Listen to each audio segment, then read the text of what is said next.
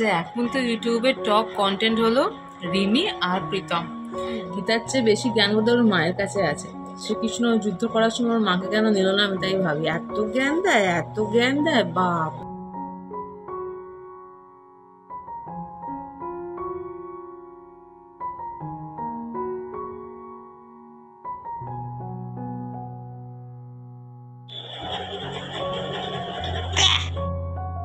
Hello বন্ধুরা, good morning. কেমন আছেন আপনারা সবাই? আশা করি সবাই খুব ভালো আছেন, আর আমিও খুব ভালো রয়েছি। ঘড়ি কাটায় এখন 9:30 বাজছে, আর এখন থেকে আপনাদেরকে সাথে নিয়ে আমি আমার বকবকটা স্টার্ট করলাম। ঈশান ঘুম থেকে ওঠার পরই না আমি আমার ভিডিওটা স্টার্ট করি, কারণ ঈশান যতক্ষণ ঘুমায় ততক্ষণ আমার সংসারের টুকটাক কাজকর্ম থাকে, আর ঘুম থেকে উঠেই না সেসব কাজকর্মের জন্য লেগে পড়ি। তারপর ঈশান যখন ঘুম থেকে ওঠে তারপর আমি ভিডিও করাতে হাত দিই। ঈশান এখন ঘুম থেকে ওঠার পরই না নিজে থেকেই দাঁত মাজার জন্য এখানে এসে দাঁড়িয়ে থাকে। কখন ওকে দাঁত মাজাবো, মুখ ধোয়াবো, সেটার অপেক্ষায় থাকে। আর এই যে ফিঙ্গার ব্রাশটাই 3 দিন হলো ওকে ইউজ করাচ্ছি। প্রথম তো কিছুতেই দাঁত মাজতে চাইছিল না, মুখ খুলতেই চাইছিল না। তবে এখন দেখছি ইদানিং একটু হ্যাবিট হয়ে গেছে, এখন নিজে থেকেই দাঁতটা মেজে নিচ্ছে। ঈশানকে ফ্রেশ করিয়ে দাদুর কাছে বসিয়ে দিয়ে এসেছি, আর এখন আমি রান্নাঘরে এসে গেছি ঈশানের জন্য ব্রেকফাস্ট বানাতে। আর ঈশানকে না আজকে ব্রেকফাস্টে ছাতু দিচ্ছি। গরমকালে বাচ্চাদেরকে যদি একটু ছাতু খাওয়ানো যায় না, খুব উপকার হয় জানেন তো। ওদের তো পেট ঠান্ডা থাকেই, তার সঙ্গে যেসব বাচ্চাদের একটু পটির সমস্যা থাকে, শক্ত পটি হয়, পটি হতে চায় না, তাদের জন্য তো আরও উপকার। ডেলি দেখবেন পটি হয়ে যাবে, আর পটি নরমও হয়ে যায়। আর আমি ঈশানকে না ছাতুতে একটু গুড় দিয়ে খাওয়াই। চিনি দেওয়ার নিয়ম আছে, না হলে তো খেতে ভালো লাগে না। তবে আমি চিনিটা দিই না, একটু গুড় দিই, আর সঙ্গে একটু গরম জল দিই, দিলে তাহলে গুড়টা ভালোভাবে মেল্ট হয়ে যায়। এই যে ঈশানের খাবার রেডি হয়ে গেছে, ঈশানকে খাইয়েও দিয়েছি, খাইয়ে দিয়ে বাসনপত্রগুলো এখন মাজতে এসে গেছি। আজকে ওয়েদারটা না বেশ ভালো জানেন তো, দেখছি বেশ ঠান্ডা ঠান্ডা রয়েছে, আর আকাশটা হালকা মেঘলাও করে রয়েছে। আজকে মনে হচ্ছে ভালো বৃষ্টি নামবে। ওয়েদারটা ভালো আছে দেখে কাজ করতে একটু মন চাইছিল, ওই জন্য লেগে পড়লাম কাজে। সকালবেলা উঠে আগে পাখির কাজটা করে নিয়েছি, তারপর তো ঈশান উঠে পড়লো। ঈশানকে একটুখানি খাইয়ে দাইয়ে শাশুড়ি মায়ের কাছে ধরিয়ে দিয়েছি।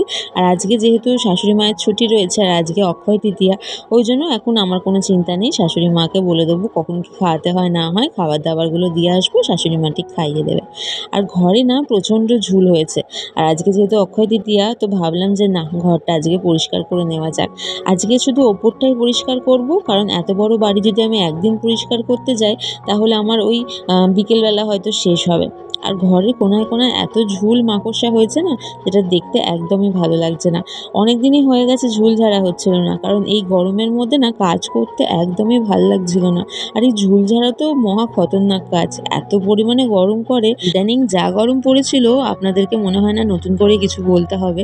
তাই জন্য আজকে দেখলাম যেহেতু ওয়েদারটা ভালো আছে, তাই চেষ্টা করলাম আজকে এই কাজটা সেরে নিতে। আর এই যে দেখুন না, কাজ করতে করতে আমার ঝুল ঝাড়া মানে যেটা এখন আমার অস্ত্র, সেটাই খুলে যাচ্ছে। এত বিরক্ত লাগছিল না, লাস্টে নিচে গিয়ে দড়ি দিয়ে ভালো করে বাঁধলাম। এই নতুন কেনা হয়েছে জানেন, হয়তো 1-2 বার ইউজ হয়েছে, তার মধ্যেই দেখছি খুলে চলে যাচ্ছে। এই যে ওদিকটার ওপরটা পরিষ্কার করে চলে এসেছি, ডাইনিংটাও তো আমার পরিষ্কার প্রথমেই করে নিয়েছি, তখন আর ভিডিওটা করা হয়নি। আর ক্যামেরা রাখবোই বা কোথায়, ঈশান যা উৎপাত করছিল। এখন এই শাশুড়ি মার ঘরে এসে গেছি, আর শাশুড়ি শ্বশুর আর ঈশানকে এই ঘর থেকে ওই ঘরে পাঠিয়ে দিয়েছি। দরজা দিয়ে কাজ করছি, নাহলে ঈশান 14 বার আসছে, আর এই ধুলোর মধ্যে বাচ্চাদেরকে রাখাটা কিন্তু একদমই উচিত না। আর শাশুড়ি মায়ের ঘরে এত পরিমাণে ঝুল হয়েছে যে সেটা আর বলার কথা না। পাখাগুলো তো একদম ঝুলে ভর্তি হয়ে গেছে। এই যে দেখুন ঝাড়ছি, মোটা মোটা ঝুল খসে খসে পড়ছে। আসলে আগে দেখতাম জানেন তো, শাশুড়ি মা খুব কাজ করতো। বিয়ের আগে আগে তো আমি প্রায়ই বাড়িতে আসতাম, দেখতাম ঘরদোর একদম টিপটপ, একটা কোথাও ঝুল নেই, কোথাও নোংরা নেই। এখন ওনার যত বয়স হচ্ছে না, আর কাজকর্ম করতেও পারে না, আর কাজকর্মের দিকে অত ন্যাকও নেই। আর আমি একা বাচ্চাকে নিয়ে কত করব বলুন তো। আগে যখন বিয়ের পর যখন আমি এখানে আসতাম, তখন যখনই ঝুল দেখতাম সঙ্গে সঙ্গে পরিষ্কার করে দিতাম। আর এখন ঈশানকে নিয়ে সব কিছু করাটা না আমার পক্ষে একটু অসম্ভবই হয়ে উঠেছে, কারণ ওকে টাইমে খাওয়ানো, চান করানো সব কিছু একা হাতে করি তো। তাই জন্য এইসবগুলোর দিকে না আমার বেশি মন দেওয়া হয় না। তো আপনাদের সাথে কথা বলতে বলতে দেখুন আমার শাশুড়ি মায়ের ঘরটা ভালো মতো পরিষ্কার করা হয়ে গেছে, আর এখন এই সব ঝুলগুলো ভালো মতো ঝেঁটিয়ে বাইরে বার করে দিচ্ছি, কারণ ঈশান একটু পরেই দরজা খুললে ঢুকবে, আর তখন এই ঝুলগুলো নিয়েও খেলতে আরম্ভ করে দেবে। তো ওই দিকের ঘরে কাজ কমপ্লিট করে আমি চলে এলাম আমার ঘরটা পরিষ্কার করার জন্য। আর দেখুন না, বাইরে এত ঠান্ডা হাওয়া দিচ্ছে, তাতেও যে আমি কি পরিমাণে ঘেমেছি, জামাটা তো পুরো একদম ভিজে চুপচুপ করছে, প্রচুর ঘাম হচ্ছে জানেন তো। কিন্তু অতটা কষ্ট হচ্ছে না, যেহেতু বাইরে একটু ঠান্ডা ঠান্ডা ঠান্ডা হাওয়াটা ঘরের মধ্যে আসছে বলে। আর এই যে দেখুন আপনাদের সাথে কথা বলতে বলতে আমার ঘরের কিন্তু অনেকটা কাজ এগিয়ে গেছে। আর এখন দেখছি না বাইরে কি সুন্দর ওয়েদারটা হয়ে গেছে। দেখুন আকাশটা মেঘলা আর ঝোড়ো হাওয়া বইছে। এত ভালো লাগছে না যে আপনাদেরকে বলে প্রকাশ করতে পারবো না। এতক্ষণ ধরে আমার ভিডিওটা যারা দেখছেন, আশা করি আজকের ভিডিওটা আপনাদের ভালো লাগবে। যদি ভালো লেগে থাকে আমার চ্যানেলটি সাবস্ক্রাইব করে আমার পাশে থাকবেন, আর একটা লাইক করতে অবশ্যই ভুলবেন না। আপনার করা একটা লাইক আমাকে নেক্সট ভিডিও করতে অনেক মোটিভেট করে। আর এই যে দেখুন ঘরের ঝুল ঝেড়ে ঘরটা আমি কিন্তু খুব সুন্দরভাবে পরিষ্কার করে নিয়েছি। কাজকর্ম সেরে দুপুরে খাওয়া দাওয়া করে বেরিয়ে পড়লাম শ্বশুরমশাইয়ের সাথে ফোন কেনার জন্য। কারণ শ্বশুরমশাই ফোনটা কদিন আগে বাজার করতে গিয়ে পকেট থেকে কীভাবে পড়ে গেছে, না কেউ পকেট থেকে তুলে নিয়েছে সেটা বুঝতেই পারছেন না উনি। আর ওনার স্বভাব হচ্ছে বুক পকেটে ফোন নিয়ে সব জায়গায় ঘোরা। তো ফোনটা হারিয়ে এসেছে রীতিমতো। তো ফোনটা হারিয়েছে, থানায় ডায়েরি করেছি। আর এখনকার যুগে তো ফোন ছাড়া দেখবেন আমরা কেউই চলতে পারি না।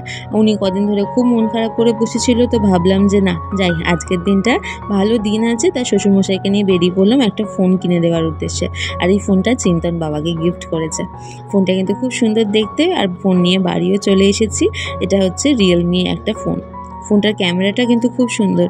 যে আইফোন সম্পর্কে জানে না সে যদি একদানে দেখে না ভাববে হয়তো পকেটের মধ্যে আইফোন রয়েছে। যাই হোক ফোনটা বেশ ভালো, আর ব্ল্যাক কালারেরই নিয়েছি, আর একটা ছিল গোল্ডেন কালারের। হয়ে গেছে দুপুরবেলা, ঘড়ি কাটা বাজে ওই 2:45-এর কাছাকাছি। ঈশানকে ঘুম পাড়িয়ে দিয়েছে, আমাদেরও খাওয়া দাওয়া হয়ে গেছে।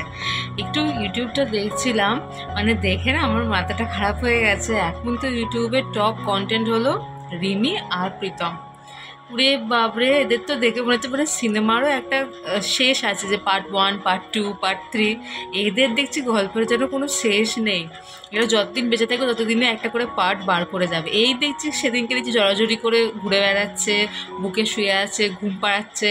ও মা, দিন পাল্টাতে না পাল্টাতেই দেখছি আবার চলে গেছে কোর্টে ডিভোর্সের জন্য।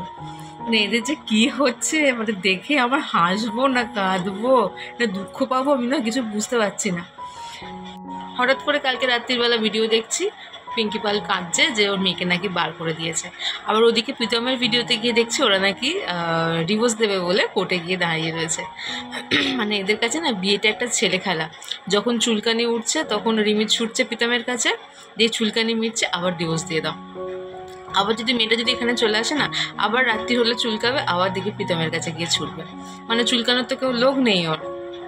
রিমি মেয়েটা ভালো, নিঃসন্দেহে আমি বলবো না যে মেয়েটা খারাপ। মেয়েটার মাথায় কোনো বুদ্ধি নেই, সেন্স নেই। ওকে যেমন চাবি ঘোরাবে যে সেরকমভাবে ঘুরবে। এতদিন রিমি প্রীতমের মা আর প্রীতম চাবি ঘোরাচ্ছিল, বলছিল রিমি খুব সত্যি কথা বলে, ভয় পায় না। ও খুব বুক বাজিয়ে বলছে যে হ্যাঁ আমি ভয় পাই না, ভয় পাই না।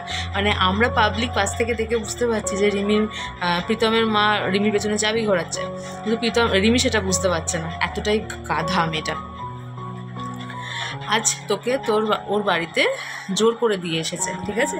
তোর কম্প্রোমাইজ করে থাকা উচিত। তুই ওর বাড়িতে যাবি বলে পাগলা হয়েছিলিস, সেখানে তোর এত মুখে কথা আসে কি করে? আজ দেখছি আবার প্রীতম ওষুধ খেয়ে ওখানে পড়ে রয়েছে। সবচেয়ে কালপেট হচ্ছে প্রীতমের মাটা, জানেন তো? প্রীতমের মাটা না প্রচণ্ড নাটকবাজ, আর সব কথায় ঢুকবে। আপনারা দেখবেন একটু ভিডিওটি নোটিস করে, যে ভিডিও করবে বেশি বেশি কথা বলবে, আর প্রত্যেকটা ব্যাপারে ও নিজের ল্যাজটাকে ঢোকাবেই। আর এই ল্যাজটা ঢোকাচ্ছে বলেই না ওই ছেলে মেয়ে দুটো শান্তিতে থাকতে পারছে না। আর তার মধ্যে তো একটা ব্যাপার রয়েছে, ওই যে বাঙালি একটা কথা আছে না বাংলাতে, অল্প বয়সে পাগলো ড্যাশ তার দুঃখ চিরকাল। ওইটা হয়েছে বলে ওদের আরও সমস্যা হয়েছে। কত আর বয়স বলুন তো, এটুকু বয়সে ওদের স্কুলে ব্যাগ নিয়ে, কলেজের ব্যাগ নিয়ে গাঁতে যাওয়া উচিত নাকি? এইরকম বয়সে ওরা এখন প্রেম করছে, বিয়ে করছে, ডিভোর্স দিচ্ছে, কান্নাকাটি করছে, ওষুধ বিষ খাচ্ছে, এইসব শুরু করছে। জানি না বাবা এদের গল্প কবে শেষ হবে। মানে নতুন নতুন চমক সবসময় দিয়েই থাকছে। মানে সিরিয়ালের চেয়েও বেশি চমক এদের আমি ভিডিওতে দেখতে পাই, বেশি আকর্ষণ করে এদের ভিডিওগুলো। আর কিছু হলেই তো দানাদান প্রীতম একটা করে ভিডিও নামাচ্ছে, ওদিকে পিঙ্কি পালও নামিয়ে যাচ্ছে, আর ওদিকে ওর মা ভ্যা ভ্যা করে বুকিয়ে যাচ্ছে।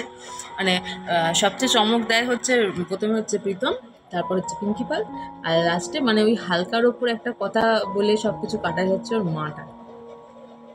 আর জ্ঞানের বাণী, বাবা আমি তো বলি ওই গীতার চেয়ে বেশি জ্ঞান বোধহয় ওর মায়ের কাছে আছে। শ্রীকৃষ্ণ যুদ্ধ করার সময় ওর মাকে কেন নিল না আমি তাই ভাবি। এত জ্ঞান দেয়, এত জ্ঞান দেয় বাবা। মানে গীতা পড়েও আমি বোধহয় এত জ্ঞান লাভ করিনি যত ওর মায়ের ভিডিও দেখে আমি জ্ঞান লাভ করি। যাই হোক, এইটুকুনি বলে আপনাদের কাছে এসেছিলাম। দেখা যাক, আমরা সবাই অপেক্ষায় রয়েছি এই সিনেমার শেষটা আবার কি হয়। আবার পার্ট 3-4-এর জন্য অপেক্ষায় থাকি, 1-2 দিনের মধ্যে আবার পার্ট 3-4 বেরোবে, যদি ওদের মিল হয়ে যায় তো। দুপুরে কিছুতেই ঘুম আসছিল না, তাই একটু বাইরে ব্যালকনিতে বসেছিলাম। আর বাইরে দেখুন কি সুন্দর হাওয়া দিচ্ছে। একচোট বৃষ্টি হয়ে গেছে আর এখন আকাশটা কিন্তু বেশ সুন্দর হয়ে রয়েছে। আর এখন হয়ে গেছে বিকেলবেলা, ঈশানের জন্য খাবার তৈরি করে নিয়েছি। আজকে ঈশানকে না দুধ বিস্কুট খাওয়াচ্ছি। আর এখানে আমাদের জন্য একটু চাও করে নিচ্ছি, কারণ বাইরে মনে হচ্ছে আবার বৃষ্টি নামবে। তাই জন্য শাশুড়িমা বললো আজকে একটু দুধ চা কর না, খাই। তাই সেই দুধ চাটাই বানাতে চলে এলাম। ঘড়িকাটা বাজে 7টা। এতক্ষণ ধরে আমি ব্যায়াম করছিলাম। আমি আজকে ব্যায়াম করেছি 5:30 থেকে 7টা অবধি। এই যে যখন ব্যায়াম করি না, তখন মনে হয় যে কেন এত শুষে টুসে খেয়েছিলাম, এত কষ্ট হয় শরীরে, বলার কথা না। 1 সপ্তাহ হয়েছে ব্যায়াম করছি, মানে হাঁপিয়ে গেছি। ঘরের মধ্যে যোগা ম্যাট পেতে নিয়েছি, প্রায় 2-3 ঘন্টা ধরে এখন ব্যায়াম করি। দেখা যাক কমাতে পারি কি। সবই এটাকে কন্ট্রোলে রাখতে পারলেই হলো। আগের চেয়ে একটু কন্ট্রোলে এনেছি, তবে খুব একটা আনতে পারছি না। সামনে খাবার যখন দেখছি না, একদম জিভটা ছকছক ছকছক করছে। সবই ওই যে মুখ কন্ট্রোলে রাখতে পারলে ফিগার অটোমেটিক্যালি কমে যাবে। প্রচণ্ড ঘেমে গেছে, এখন আমি স্টপ করলাম, কারণ আমি আর শরীরে নিতে পারছি না, এত পরিমাণে ব্যায়াম করেছি। এবার শরীর বলছে আমাকে এবার ছাড়, হাড় করিস না, অনেক করেছিস, এবার ক্ষান্ত দে ভাই। এবার ক্ষান্ত দিচ্ছি, একটু রেস্ট নেবো। এখন ঘরে টুকটাক কাজ আছে, এগুলো করি, ততক্ষণ ঘামটা শুকিয়ে যাক, তারপর গা ধুতে যাবো। ওদিকে আজকে আবার বৃষ্টি হয়েছে তো, একটা বেশ ঠান্ডা ঠান্ডা আছে। ঘামটা না শুকিয়ে যদি গাটা ধুই না, ঠান্ডা লেগে যাবে। আর ঈশানকে ঘরে টিভি চালিয়ে দিই, ও খাটে শুয়ে শুয়ে দেখে, আমি টুকটুক করে ব্যায়াম করে নিই।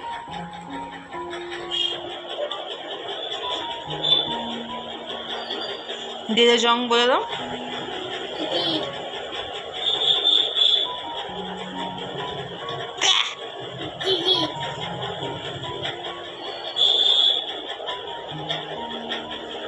ঈশান এখন আমাদেরকে যা দেখে তাই করে, জানেন তো। ওই যে রিমোটে গুগল আছে, গুগলটাকে অন করে যা বলি সেটাই টিভিতে সার্চ বারে চলে আসে।